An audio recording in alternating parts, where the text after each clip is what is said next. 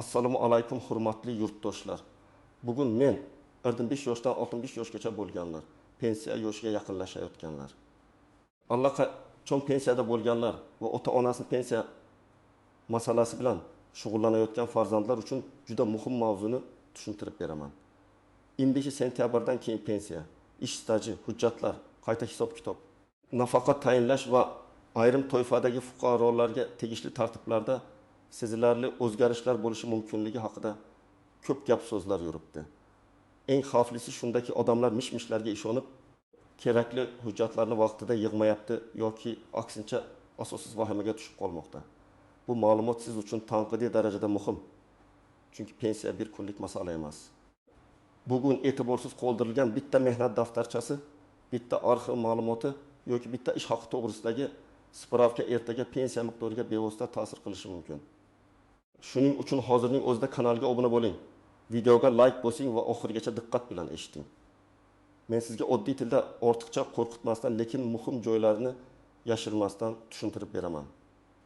Avval qanday edi? Ko'pchilik pensiya masalasini faqat pensiya yoshi kelganda eslaydi. Erkaklar 60 yoshga, ayollar 25 yoshga yaqinlashganda pensiya jamg'armasiga boradi, hujjat topshiradi. Keyin esa stajingiz to'liq chiqmayapti. Bu yillardagi ish haqingiz tasdiqlanmagan, korxona yopilgan. Arxivdan ma'lumot olib keling. Mehnat daftarchasida muhrim aniq degan gaplarni eshitadi. Natijada odam bir necha oy yuguradi, asablari buziladi. Ba'zan esa pensiyasi kutilgandan ancha kam chiqadi. Oldingi tartibda ko'p narsa qog'oz hujjatlarga bog'liq edi. Mehnat daftarchasi, buyruq nusxasi, ish haqi spravkasi, korxona arxivi, harbiy xizmat hujjati, bolani parvarishlash davri, oliygohda o'qigan davr, zararli yoki og'ir sharoitdagi ish joyi bo'yicha ma'lumotlar alohida tekshirilardi. Kimning hujjati tartibli bo'lsa, u nisbatan kamroq qiynalardi. Kimning korxonasi tugatilgan, hujjatlari yo'qolgan yoki ish joyi boshqa viloyatda bo'lsa, u ko'proq sarson bo'lardi. Endi nima o'zgarmoqda?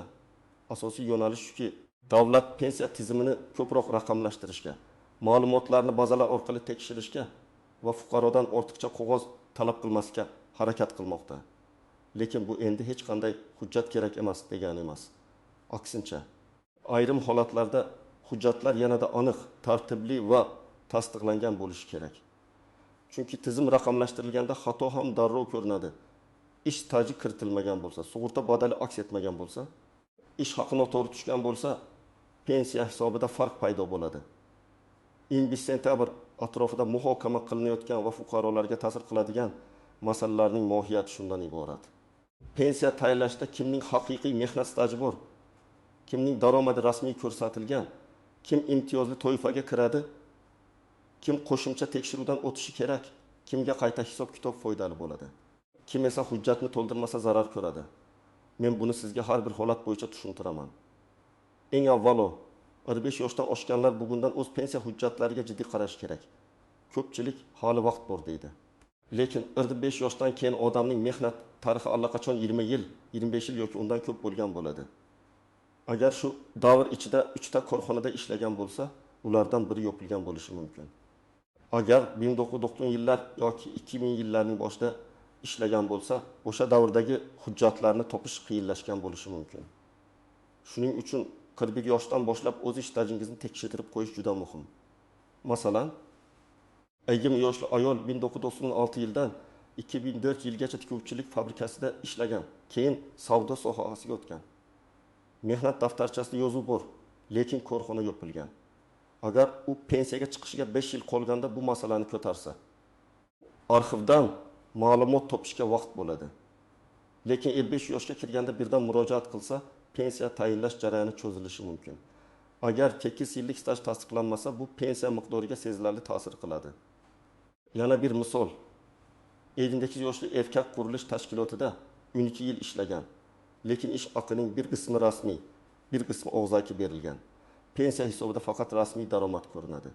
U men o'yiga yaxshi pul olganman desa ham, tizimda rasmiy ma'lumot bo'lmasa, bu hisobga olinmaydi. Shu sababli bugungi kunda ish haqining rasmiy ko'rsatilishi, soliq va ijtimoiy to'lovlarning to'g'ri aks etishi kelajakdagi pensiya uchun juda muhim. Kimlar ko'proq xavotir olishi kerak? Birinchidan, mehnat daftarchasida yozuvlari noaniq, muhrlari xira, buyruq raqamlari ko'rsatilmagan fuqarolar. Ikkinchidan, yopilgan korxonalarda ishlaganlar. Uchinchidan, uzoq yillar norasmiy ishlaganlar. To'rtinchidan, bir necha yil chet elda mehnat qilgan. Lekin O'zbekistonda pensiya tizimi bo'yicha hujjatlarini rasmiylashtirmaganlar. Beshinchidan, fermer xo'jaligi yoki tartibdagi tadbirkorlik, mavsumiy ishlar yoki oilaviy biznesda ishlagan. Ammo to'lovlari muntazam bo'lmaganlar. Kimlar unchalik xavotir olmasligi mumkin? Agar siz doim rasmiy ish joyida ishlagan bo'lsangiz, ish haqingiz bank orqali tushgan bo'lsa, soliq va ijtimoiy ma'lumotlaringiz elektron bazalarda aks etgan bo'lsa, mehnat daftarchangiz va elektron mehnat tarixingiz mos bo'lsa, sizning holatingiz nisbatan ancha oson. Lekin baribir tekshirib qo'yish kerak. Chunki ba'zan xatolik fuqaroning aybi bilan emas, ish beruvchining vaqtida ma'lumot kiritmagani sababli yuz beradi. Endi pensiyada bo'lganlar haqida. Ko'p pensionerlar menga pensiya tayinlangan, endi hech narsa o'zgarmaydi deb o'ylaydi. Bu har doim ham to'g'ri emas. Ayrim holatlarda pensiyani qayta hisoblash mumkin bo'ladi. Masalan, oldin hisobga olinmagan ish staji topilsa, arxidan qo'shimcha ma'lumot chiqsa, ish haqi bo'yicha to'liq spravka topilsa yoki fuqaro imtiyozli toifaga kirishi tasdiqlansa, pensiya qayta ko'rib chiqilishi mumkin. Lekin bu avtomatik bo'lmasligi mumkin. Fuqaro o'zi murojaat qilishi, ariza yozishi va asoslovchi hujjatlarni taqdim etishi kerak. Hayotiy misol keltiraman. 63 yoshli ayolga pensiya 25 yoshda tayinlangan. O'sha paytda 1998-1993 yillardagi ish staji tasdiqlanmagan. Chunki korxona hujjatlari topilmagan. Keyin qarindoshi arxivga murojaat qilib, buyruq nusxalari va ish haqi qaydnomalarini topgan. Agar bu hujjatlar haqiqiy bo'lsa va tegishli tartibda tasdiqlansa, ayol pensiyasini qayta hisoblatish masalasini ko'tarishi mumkin. Bu har oyda 100 ming so'm, 200 ming so'm yoki undan ko'proq farq berishi mumkin. Har bir holat individu hisoblanadi. Yana bir misol. Erkak kishi 60 yoshda pensiyaga chiqqan, lekin harbiy xizmat davri to'liq hisobga olinmagan. Hujjat topshirish vaqtida harbiy bilet nusxasi bor edi, lekin undagi ma'lumotlar yetarli deb topilmagan. Keyin mudofaa ishlari bo'limidan aniq xizmat davri bo'yicha ma'lumotnoma olinsa, staj qayta tekshirilishi mumkin. Bu ham pensiya miqdoriga ta'sir qilishi ehtimoli bor. Alohida e'tibor berish kerak bo'lgan toifa bu ayollar. Ayollarda bola parvarishi davri, dekret ta'tili, ayrim yillarda ishlamagan davr, yarim stavkada ishlagan davr ko'p uchraydi. Har bir davrning pensiya hisobida qanday aks etishi alohida ahamiyatga ega. Masalan, ayol 3 farzandni tarbiyalagan, lekin har bir farzand tug'ilgan yillari va ishga qaytgan sanalari hujjatlarda to'g'ri aks etmagan bo'lsa, hisob-kitobda savollar paydo bo'lishi mumkin. Tug'ilganlik guvohnomalari, mehnat daftarchasi, buyruq nusxalari va ish joyidan ma'lumotnomalar bir-biriga mos bo'lishi kerak. Endi eng ko'p xatoga sabab bo'ladigan joylarni tushuntiraman. Birinchi tuzoq. Mehnat daftarcham bor. Demak, hammasi tayyor degan fikr. Mehnat daftarchasi muhim, lekin u har doim yakka o'zi yetarli bo'lavermaydi. Undagi yozuvlar aniq bo'lishi kerak. Ishga qabul qilingan sana, bo'shagan sana, buyruq raqami, tashkilot nomi, mas'ul shaxs imzosi va muhr masalasi tekshiriladi. Agar tashkilot nomi o'zgargan bo'lsa, qayta tashkil etilgan bo'lsa yoki tugatilgan bo'lsa, qo'shimcha arxiv hujjati so'ralishi mumkin. Ikkinchi tuzoq, men ishlaganman, mahalladagilar biladi degan yondashuv. Pensiya og'zaki guvohlik bilan oson hal bo'ladigan masala emas. Ayrim holatlarda guvohlarning ko'rsatmasi yordam berishi mumkin, lekin asosiy kuch rasmiy hujjatlarda bo'ladi. Sizning yoningizda ishlagan hamkasbingiz tasdiqlashi foydali bo'lishi mumkin. Ammo ish staji, ish haqi, lavozim va davrni tasdiqlash uchun arxiv, buyruq, shaxsiy varaqa, hisob qaydnomasi kabi dalillar kerak bo'ladi. Uchinchi tuzoq, norasmiy ish. Bu ayniqsa hozirgi 45 yoshdagilar uchun katta muammo. Ko'p odamlar yillar davomida ustachilik, savdo, haydovchilik, qurilish, xizmat ko'rsatish sohasida ishlagan. Lekin rasmiy mehnat shartnomasi bo'lmagan. O'sha yillar hayotda bor. Odam mehnat qilgan, oila boqqan, lekin pensiya tizimida ko'rinmasligi mumkin.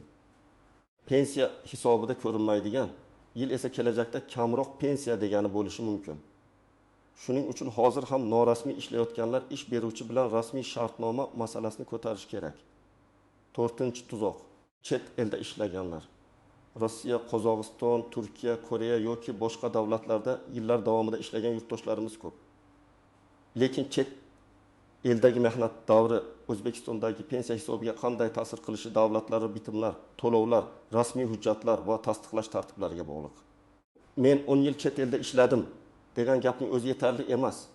Qayerda ishladingiz, shartnoma bo'lganmi, to'lov qilinganmi, ish beruvchi rasmiy bo'lganmi, hujjat tarjima va tasdiqdan o'tganmi? Mana shu savollar muhim.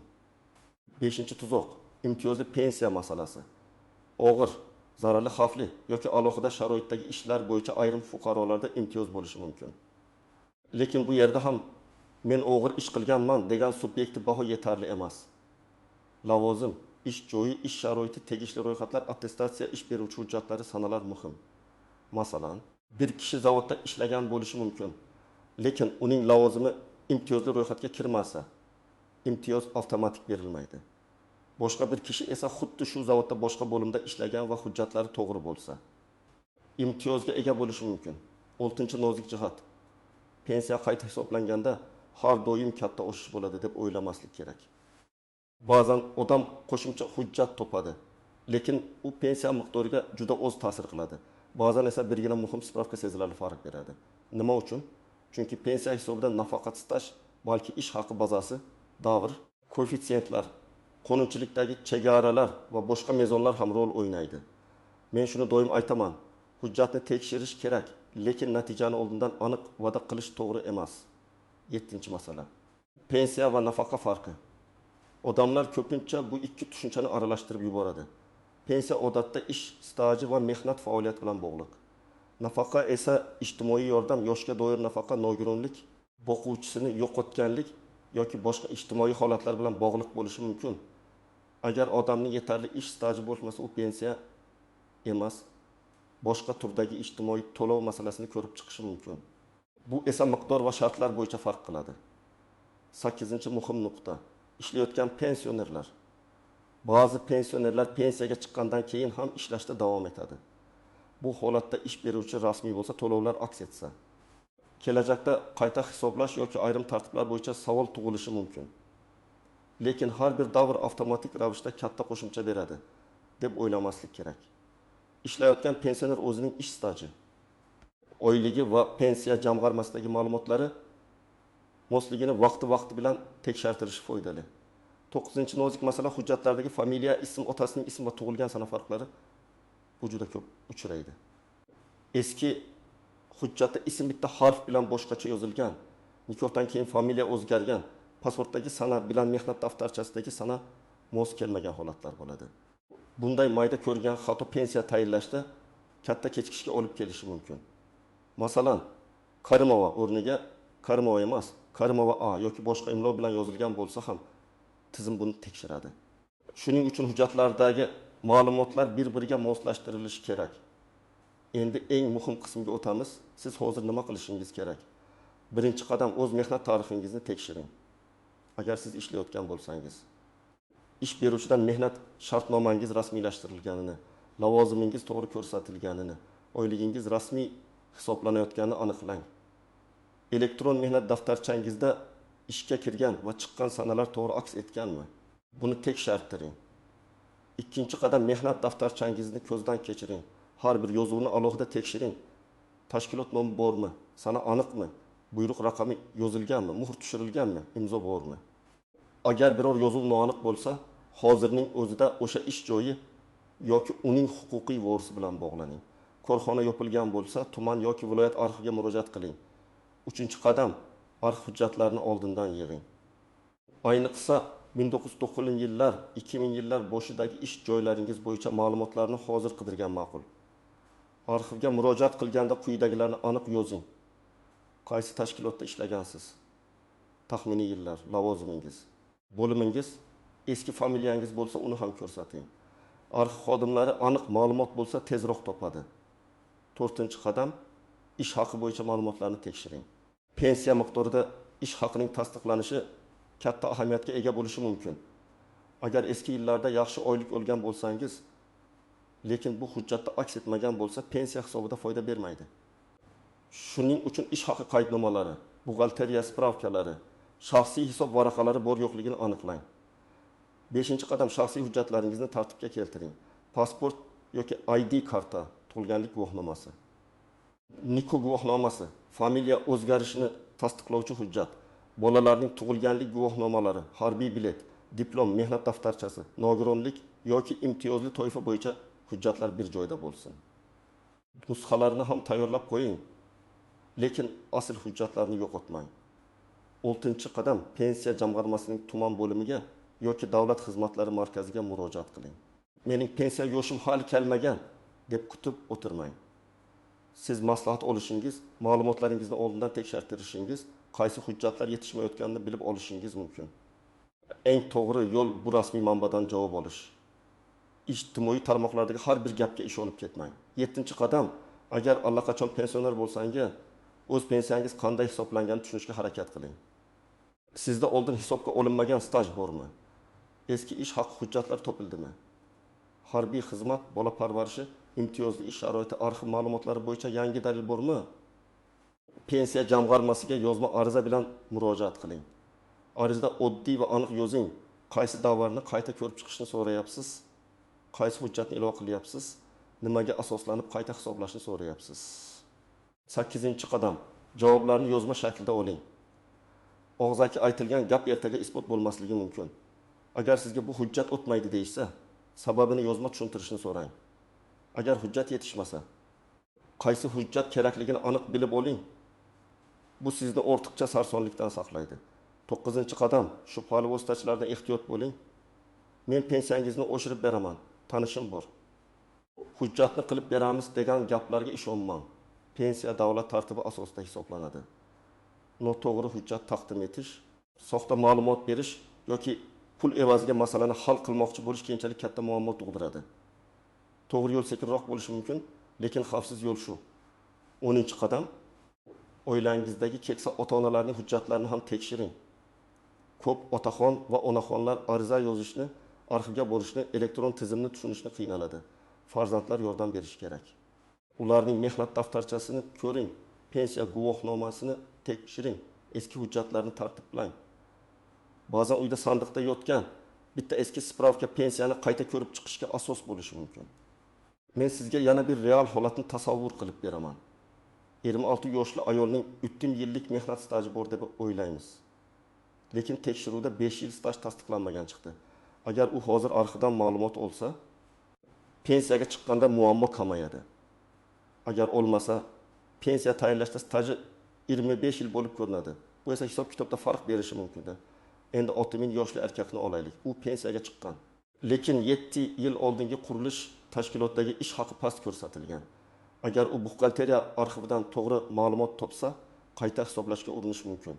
Natija albatta hujjatga va qonuniy hisob kitobga bog'liq. Lekin imkoniyatni tekshirib ko'rish kerak. Yana bir holatdagi yoshli erkak hozir norasmiy ustachilik qilmoqda. Oyiga yaxshi daromad topadi, lekin rasmiy daromad ko'rinmaydi. Bugun unga bu qulay tuyuladi. Soliq shartnoma. Hujjat bilan ishlash yo'qmaydi. Lekin 60 yoshga borganda pensiya hisobida oxirgi 12 yil deyarli bo'sh turishi mumkin. Shuning uchun men bunday fuqarolarga hozirdan rasmiy faoliyat, yakka tartibdagi tadbirkorlik, o'zini o'zi band qilish yoki mehnat shartnomasi masalasini qonuniy tartibda hal qilishni maslahat beraman. 5 sentyabrdan keyingi muhokamalar va tartiblar nimani ko'rsatmoqda? Davlat endi pensiya masalasida shaffoflikni kuchaytirishga, real staj va real to'lovlarni ko'proq hisobga olishga, hujjatlardagi chalkashliklarni kamaytirishga intilmoqda. Bu tartibli ishlagan fuqarolar uchun foydali bo'lishi mumkin. Lekin norasmiy ishlagan, hujjatini yo'qotgan, arxiv ma'lumotini yig'magan odamlar uchun ogohlantirishdir. Oldingidek pensiyaga chiqadigan paytda ko'ramiz degan yondashuv xavfli bo'lib bormoqda. Men yana bir narsani alohida ta'kidlayman. Hech kim faqat ijtimoiy tarmoqdagi sarlavhaga qarab xulosa qilmasin. Deputatlar hal qildi. Hamma pensionerga pul qo'shiladi. Barchadan hujjat qayta olinadi. Pensiya bekor bo'ladi. Kabi keskin gaplar ko'p hollarda noto'g'ri talqin qilinadi. Har qanday o'zgarishda rasmiy hujjat kuchga kirish sanasi. Kimlarga taalluqli ekani, istisnolari va amalda qo'llash tartibi bo'ladi. Siz aynan shularni tekshirishingiz kerak. Agar siz nimadan boshlashni bilmayotgan bo'lsangiz, men eng oddiy yo'lni aytaman. Bugun kechqurun barcha pensiya va mehnat hujjatlaringizni bitta papkaga yig'ing. Ertaga mehnat daftarchangizdagi ish joylarini ro'yxat qilib chiqing. Har bir ish joyi qarshisiga hujjat bor, arxiv kerak. Ish haqi ma'lumoti kerak. Sana noaniq deb yozing. Keyin eng muammoli ish joyidan boshlang. Bir vaqtning o'zida hammasini hal qilish shart emas, lekin boshlamasangiz vaqt o'taveradi. Bugungi mavzuning asosiy mazmuni shuki, pensiya masalasida beparvolik qilish davri tugayapti. Kimning staji aniq, daromadi rasmiy, hujjati tartibli bo'lsa, u o'z haqini himoya qilishda ancha kuchli bo'ladi. Kim hujjatlarni yig'masa, norasmiy ishlasa yoki xatolarni pensiya yoshigacha qoldirsa, keyin ko'proq qiynalishi mumkin. Men sizga vahima emas, tayyorgarlik kerakligini aytayapman. 45 yoshdan oshganlar hozirdan tekshirsin. 75-60 yoshga yaqinlashayotganlar hujjatlarni shoshilinch tartibga keltirsin. Pensionerlar esa oldin hisobga olinmagan staj yoki hujjat bor yo'qligini qayta ko'rib chiqsin. Har bir murojaatni rasmiy qiling. Javobni yozma oling. Shubhali va'dalarga ishonmang. Sizningcha pensiya tizimidagi eng katta muammo nimada? Hujjatlarning yo'q bo'lishidami? Norasmiy ishda ishlashdami yoki hisob-kitobning odamlarga tushunarsizligidami? Fikringizni izohlarda yozib qoldiring. Videoga like bosing, kanalga obuna bo'ling va bu ma'lumotni ota-onangiz, qarindoshlaringiz, qo'shnilaringiz bilan ulashing. Chunki bu mavzu ertaga har bir oilaga tegishi mumkin.